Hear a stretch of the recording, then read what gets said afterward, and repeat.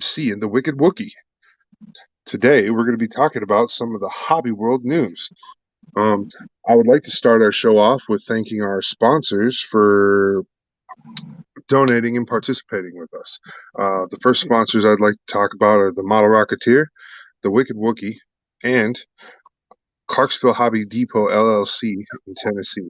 Those three groups, guys, are awesome. Just getting things done for us, sending in some Patreon bonuses and all those types of things. Great to have that in here for us. It's helping us develop more, and we are eventually going to be growing. We're on new programs, new softwares, and soon we'll be getting new hardwares. So that'll be good. Moving into segues today here at the Cutting Board Post, we are going to be talking about different hobby things, hobbies that are growing, hobbies that are new, hobbies that are coming in.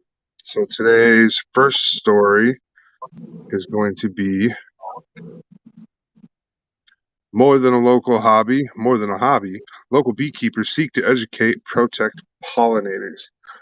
So something that a lot of people don't know is all over the country, little hobby farms are starting to pop up for bees. Like, I don't know, I wouldn't call them hobby farms, but they're like, there's places where people can buy a whole kit to set up and start beekeeping.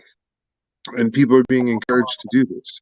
And the reason why they're being encouraged to do this is because beekeeping is a super great thing for people. It can definitely keep things going for us as we need for pollination with flowers and trees and fruits and stuff like that. So having the bees around and having those hobby farms set up to help try and grow the bee population faster is probably one of the coolest things that's going on in hobby world right now. So I wanted to definitely showcase that as our first big hobby story of the day. So and this story comes to us from Daniel Sudeth. And he's news and Tribune article writer. He wrote the article about this, and it was a pretty good article to read. And basically, what it is he went out and talked with two of the older gentlemen who help and teach and give advice to new enthusiasts in the, I wouldn't call it a business. It's a hobby. It's definitely a hobby right now. But you can eventually get big enough to where you could turn this hobby also into a lucrative business.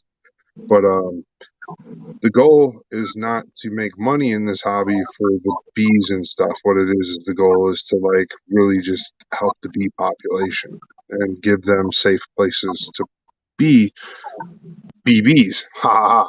So what do you think, Andrew? How does that sound? It's a pretty cool thing. I know that worldwide we've been having a massive issue with pollination problems and not having enough actual bees out there doing their jobs. So this is a thing that is huge. It gets you out there and gets more pollinators going, which is better for all of us. Yeah, it's a really good thing. I know where I'm at in my part of the world that it is a big thing. It has been a big thing for a few years now. There are tons of people that do it in my local area. So yeah, it's pretty cool to see it. Awesome. Yeah, that's one of the big things for me was that making sure that that was something that was going on. And see, there we are. I'm trying to okay, there we go. I am in the middle of doing something over here on the other computer. Andrew, I am going to load up for you. Let's talk about. Here's the next one. This is from Minnesota, a detail shrine in wood machinery models. The Progressive Farmer senior editor Aaron Zenner builds a wooden model of machinery in his Minnesota shop. So this is a pretty cool guy, like super awesome. I'm getting some feedback. I'm sorry. Okay. It's totally my fault on the feedback. I'm just trying to share our stuff real quick to all our groups, our live feed, at least. All right. I'll get that done and then I'll shut that. All right. So now we can get off of us having that. What do you think about that, Andrew? I think it's a pretty cool thing. And of course, I mean, in any situation, whatever hobby you're into, if you can pull off something like that, that's pretty cool. Obviously, there's a lot of time and energy that goes into carving out a wooden combine. No matter what the size is, it looks pretty cool from the photos. I've done woodworking a few times in my life, and the process to me to make something like that would be pretty cool. Um, I'm kind of in awe of the pictures because it's so well put together, it's so well done, and looks like there's some pretty intricate stuff going on. So I think that's pretty cool. Yeah, so Aaron Zenner, that was pretty awesome of you to build that. And we look forward to seeing more coming from you with your wood sculpting skills. Awesome. And there we go. I don't have too much more to talk about, so let's talk about some of the things that are going on in our community. Here at Kit Bash Gundam, we will be experiencing a whole bunch of new things. As you can see, in this past couple weeks here, we have initiated live streaming and podcasting within the group, and that's something we're going to be striving to make better for everybody. And along with that, we have also paired up with some of our admins and moderators to start doing some team building things like the new build off that Doug is hosting, the Strike Gundam mascot build off. We will have information this afternoon. I think Doug is double checking the numbers and making sure we get the right numbers out for the colors, but I believe I think last time I checked, it was light gray, gray, and light blue for the colors for the team mascot. So that's what I think we'll be doing. And then, like I said, Doug said we're going to do Strike Gundam as the mascot, and it's going to be any Strike Gundam high grade, I believe. I don't want to say master grade at all because I think that's just, it's kind of high on the pocketbook. So we don't want people to feel like they have to go out and spend money on a big kit like that. Most Strike Gundams are between $15 and $25, and it's a good price range to get in there and buy that kit and make it, spruce it up and make it look cool. So yeah, the mascot build off, I guess I'll just simplify it by calling it the mascot build off while we're on podcast, but Doug's got some big long drawn out name for it. So I'm gonna let Doug have that one. And then we will have Doug on one of the podcasts here this week to talk more about the build off himself. Next on the build off talk, we're going to move into what's in the bounty bag challenge, and just remind you guys about that. We're still taking applications. We still got 3-4 weeks to go before this month's application entry is closed and we start taking for September. So just remember to get your picture in to curlyhell@gmail.com, and it's just got to be your best picture. I am oh my goodness, the kids came in.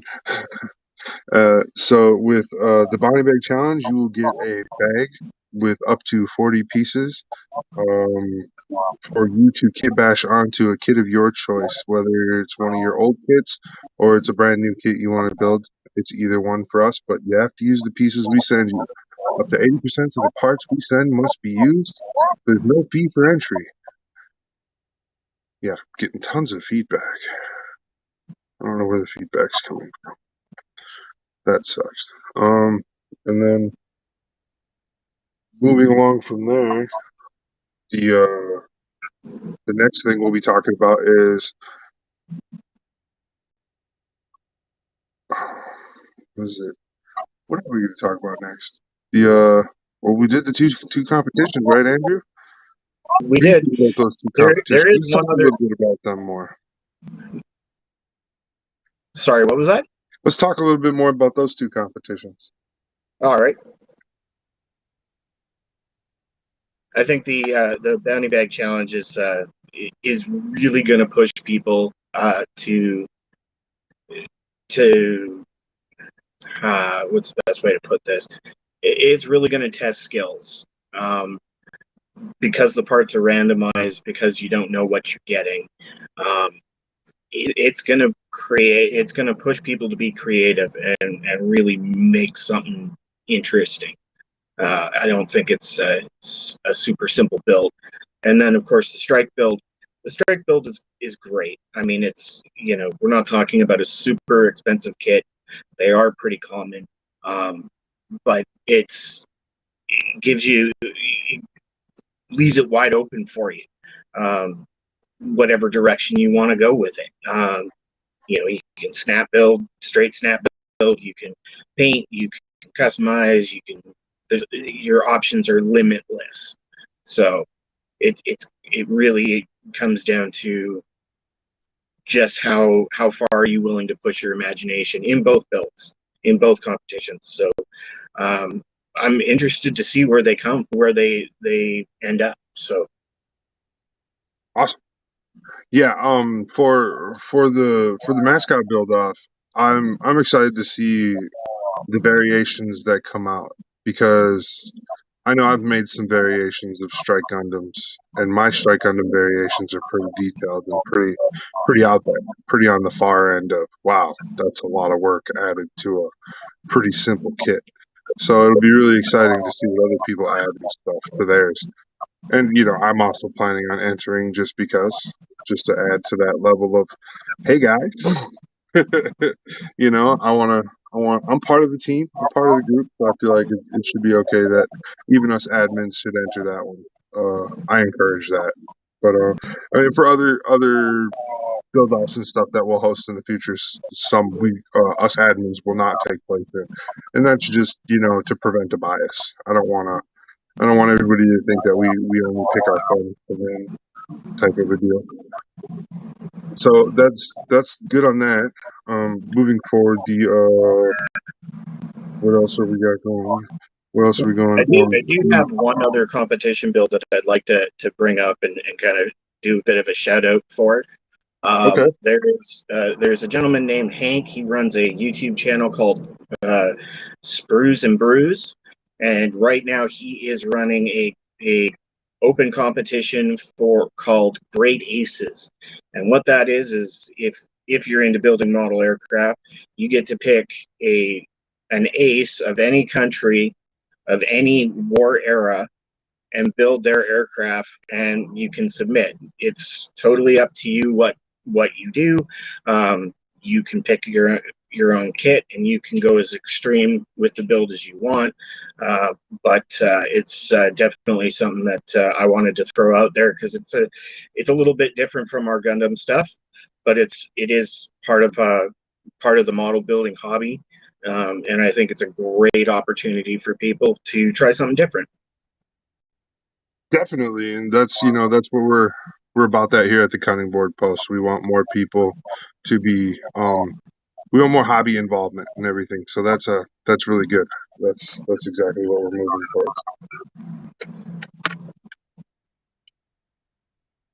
towards. So yeah, other announcements.